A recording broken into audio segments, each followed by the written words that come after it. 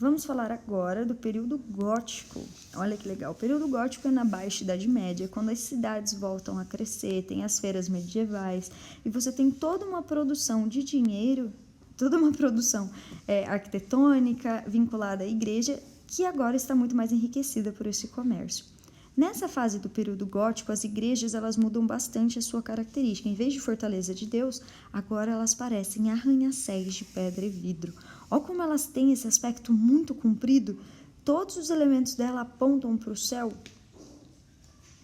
A primeira característica da arquitetura gótica, portanto, é o verticalismo dos edifícios.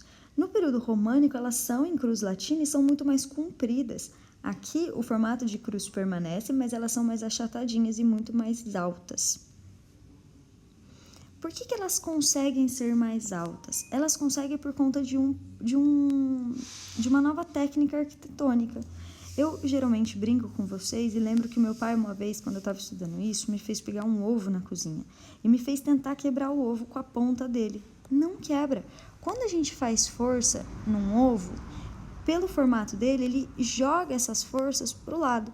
Então, ele consegue sustentar muito mais peso. Eles inventam agora um arco, que é um arco oval. E esse arco oval, ele permite catedrais muito, muito, muito mais altas. Além dessas catedrais poderem ser mais altas, o arco oval, ele revela que existem algumas paredes que são cegas e que podem ser retiradas.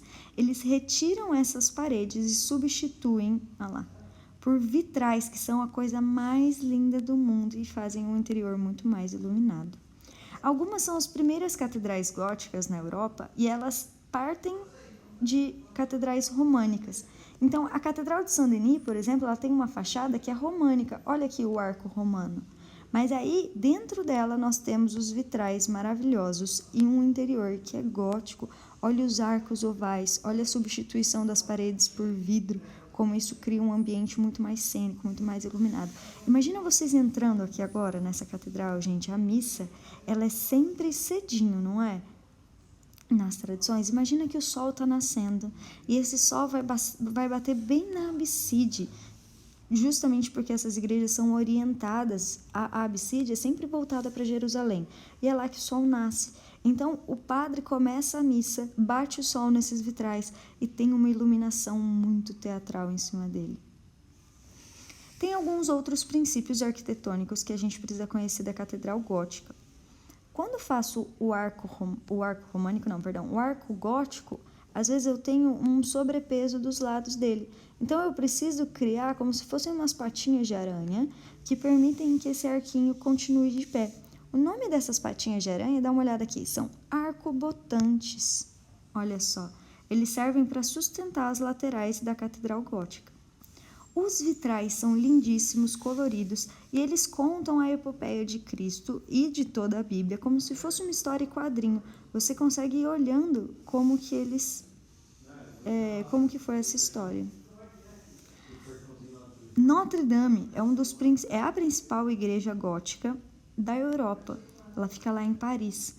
Vejam que a catedral francesa ela é diferente da catedral italiana, porque ela junta todos os membros da igreja juntos. Por exemplo, aqui a gente tem o campanário, a pia do batistério é junto, então é um complexo só. Vejam que a gente tem um arco oval aqui. Essa rosa, ela se chama rosácea. Ela está presente em algumas catedrais românicas, mas principalmente nas catedrais góticas. Notre Dame é lindíssima. Olha os arcobotantes, olha a rosácea lateral. No cruzamento do transepto aqui, geralmente tem uma flecha. Isso é bem característico da gótica também. Essa é a abside. Olha que linda a abside de Notre Dame. E vejam, nesse período a escultura muda bastante.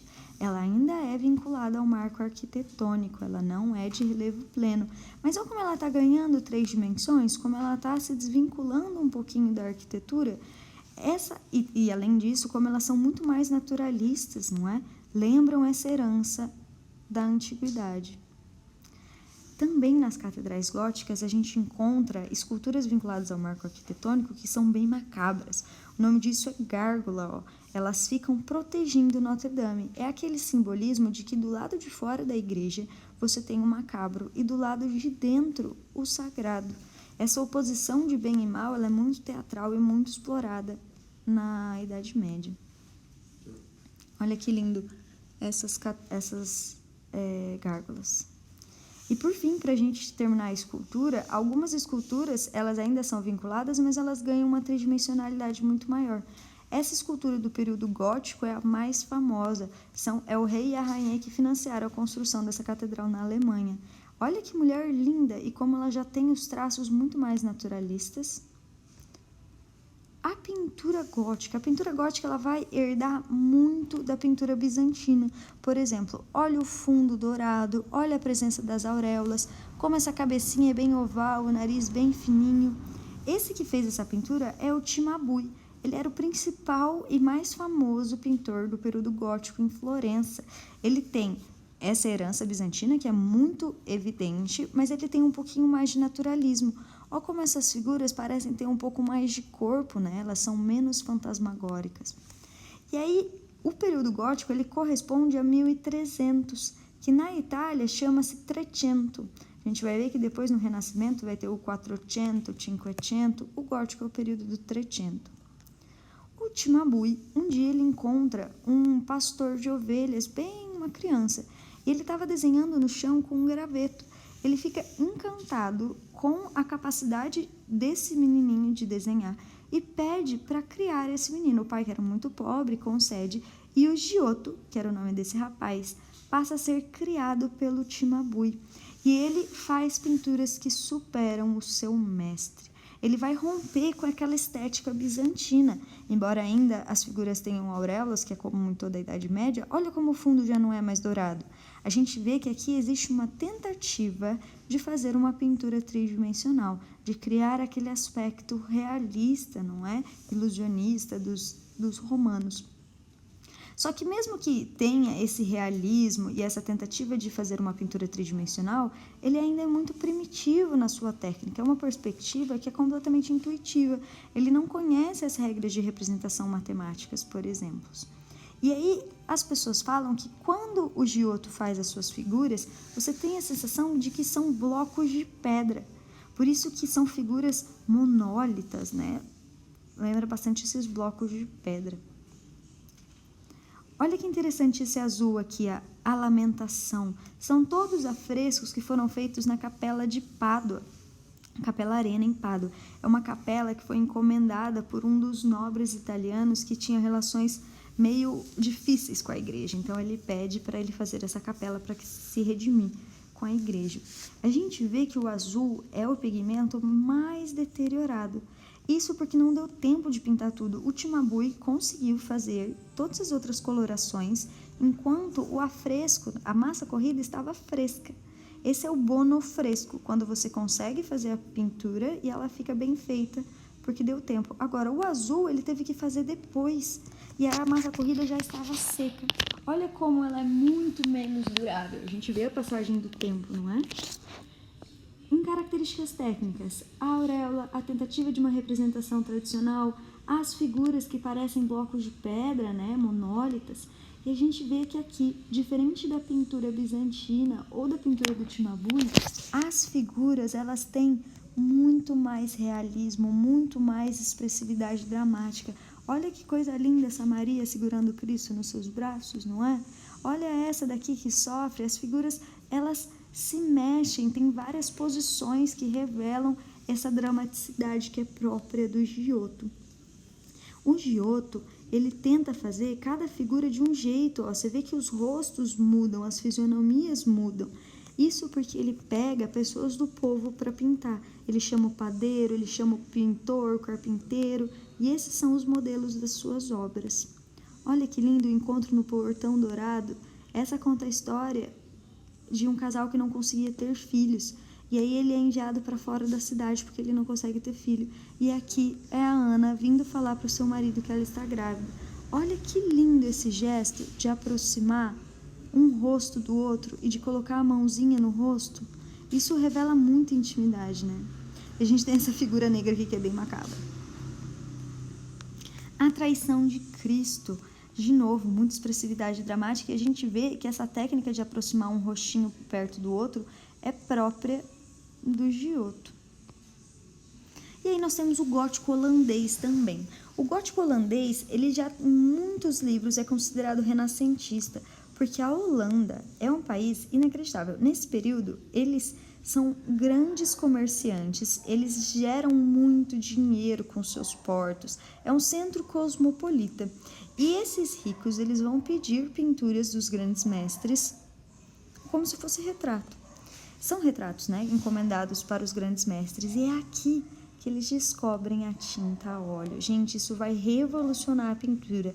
A tinta a óleo tem uma secagem muito demorada, então eles conseguem fazer um degradê perfeito. Olha o realismo dessas obras, é inacreditável. O trabalho que ele tem para fazer a joia dessa mulher, gente, é um absurdo.